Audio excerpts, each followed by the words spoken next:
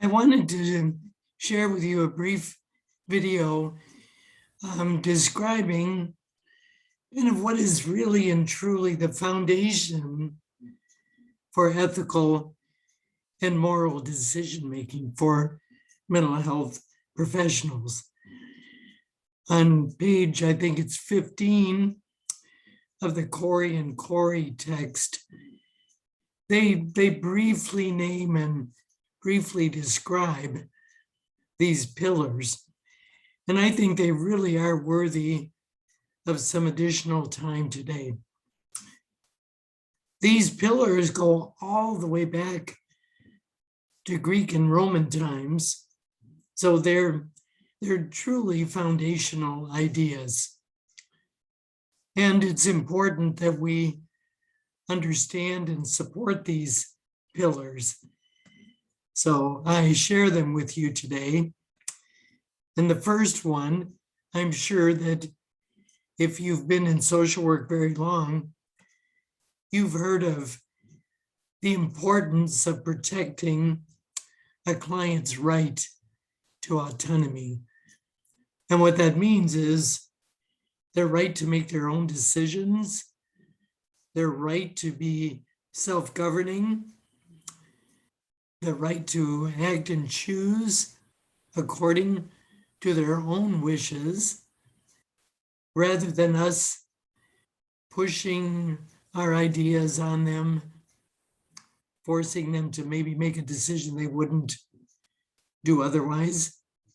It's important to remember that promoting a person's autonomy is not the same as promoting independence, because that can cause some challenges in terms of culture.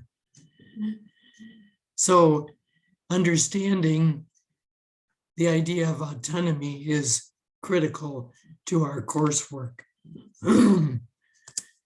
Beneficence is another one, another pillar. If you think of a Greek building, perhaps being held up by pillars, the second pillar is called beneficence, and it comes from the root word to be beneficial, to benefit.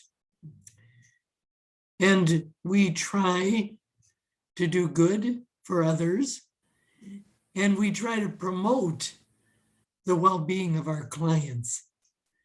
So we're respecting the dignity and promoting welfare. Now, that doesn't mean we can't make mistakes, but that the aim of our heart, our intention, is to do good, to be beneficial. Another area that we have to be concerned about is non-maleficence, which has to do with avoiding harm. Physicians for generations and centuries have had the creed of doing no harm. And we are to hold that up too. Non-maleficence, to minimize the risk of exploiting our clients by our actions.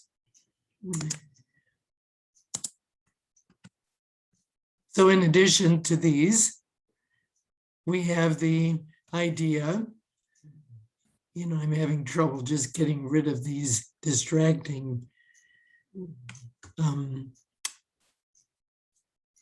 cues, but we are to be fair by giving equally to others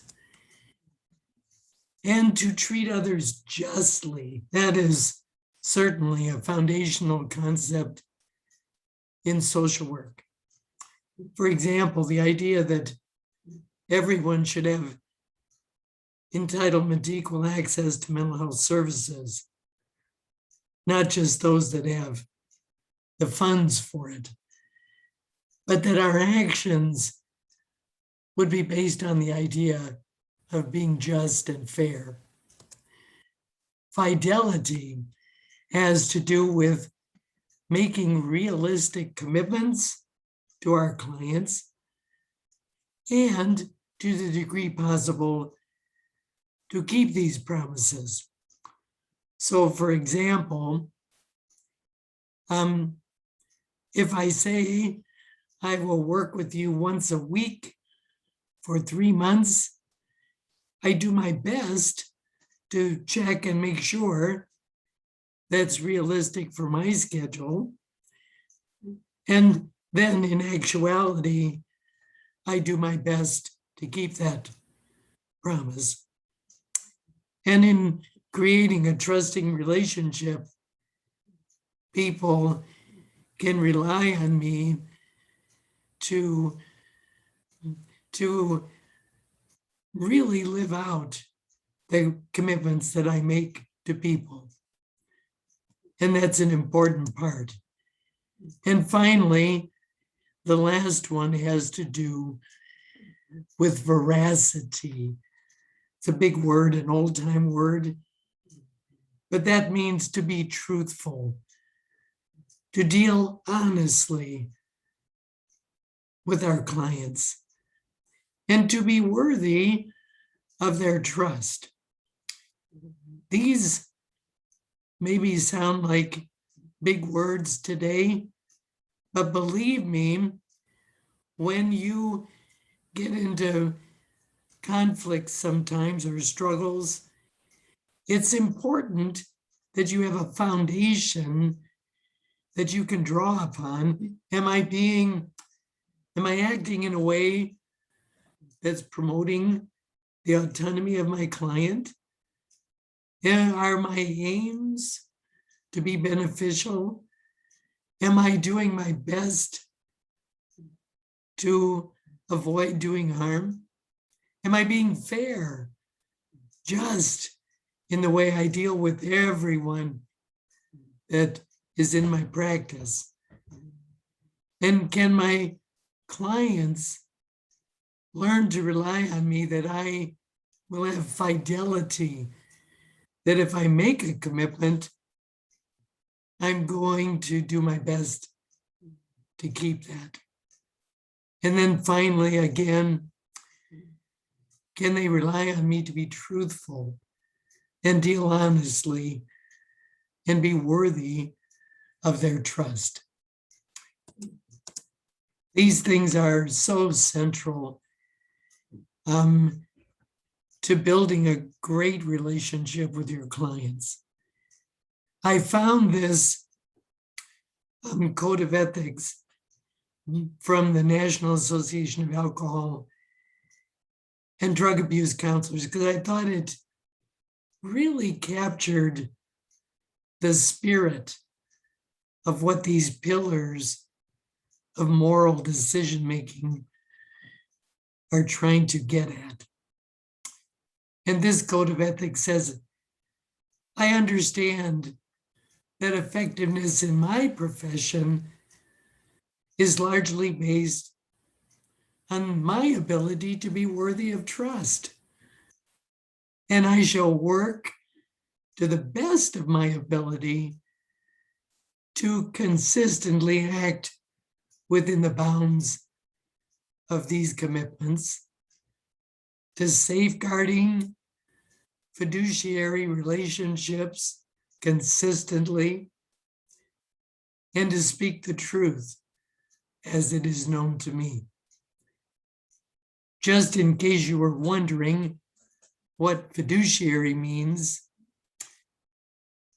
a fiduciary relationship is where one person is in a position of vulnerability and puts confidence, good faith, reliance, and trust in another whose aid, advice, or protection is sought in some manner. So there's this kind of unequal relationship where one is vulnerable, needs help, relies on this other person.